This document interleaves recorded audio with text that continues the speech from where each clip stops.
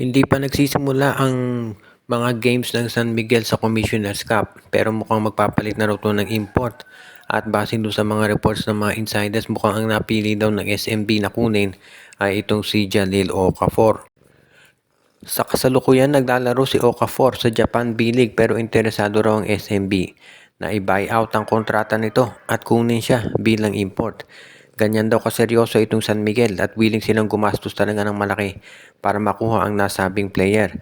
At mukhang gusto lang ng San Miguel na ito ang gamitin na pantapat kay Bol Bol ng TNT Tropang 5G na inaasahan ng marami na magdo-dominate sa PBA. Kung sa bagay, itong San Miguel Beermen hindi na nakapagtataka dahil alam nating unlimited ang budget niyan pagdating dito sa PBA. Kaya nga hindi tayo magugulat kung siya talaga ang kunin nitong SMB. Ngayon, kung sakasakali nga na ma-acquire ng San Miguel Beer itong si Jalil Okafor bilang import, magiging game changer yan para dito sa Beermen. Pero syempre, kinakailangan na muna magkaayos sila sa kontrata. Kung sakali na pumayag nga itong si Okafor na maging import ng San Miguel, magiging solid na yan at magiging isa siya sa pinaka-high profile na NBA players na maglalaro sa PBA. Kaya naman talagang makasasabi natin na talagang seryoso itong San Miguel dito sa gagawin nilang moves para makuha si Jalil Okafor. At kapag ito ay natuloy, magiging isa na doon sa mga title favorites talaga itong San Miguel Beermen.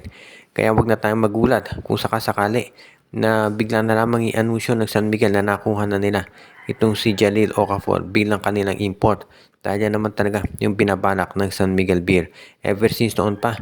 Kaya nga itong si Coach Leo Austria very confident siya sa chances ng San Miguel dito sa Commissioner's Cup kahit na nandyan pa yung TNT at yung kanilang 7-3 import na si Bol Bol. Ang NLEX Road Warriors daw ngayon ay nag-explore sa isang possibility kung saan makikipag-trade sila sa TNT Tropang 5G dahil gusto raw ng NLEX na makuha si Glenn Cobontin at ang magiging kapalit naman nito ay si Anthony Semerad. Yan daw yung pinaplano ng MVP group ngayon dahil itong si Semerad daw ay yung isang strong offense-defense player na gusto ni Coach Chot Reyes. Samantalang yung scoring naman ni Cobontin ay nababagay sa NLEX Road Warriors.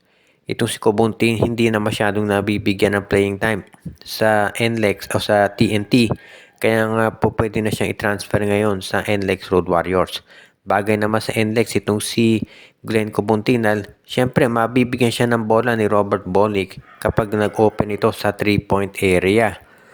Kaya mukhang magiging maganda yung partnership ni Bolick at ni Glenn Cobontin. Dahil spot-up shooter ito si Cobontin, so pwede siya talaga sa NLEX Road Warriors. At yan yung dahilan kung bakit interesado si Coach Jong Wichiko na ma-acquire ang nabanggit na player. At nasisiguro naman natin na hindi magbabago ng desisyon itong MVP group at itutuloy talaga ang nabanggit na trade. Siyempre, dahil nga pareho silang management ng MVP group, kinakailangan gumamit sila ng third team, yung Blackwater Bossing malamang, para matuloy ang nabanggit na transaksyon. At sa tingin ko, ito'y magiging isa dito sa mga trades na talagang win-win para sa parehong teams.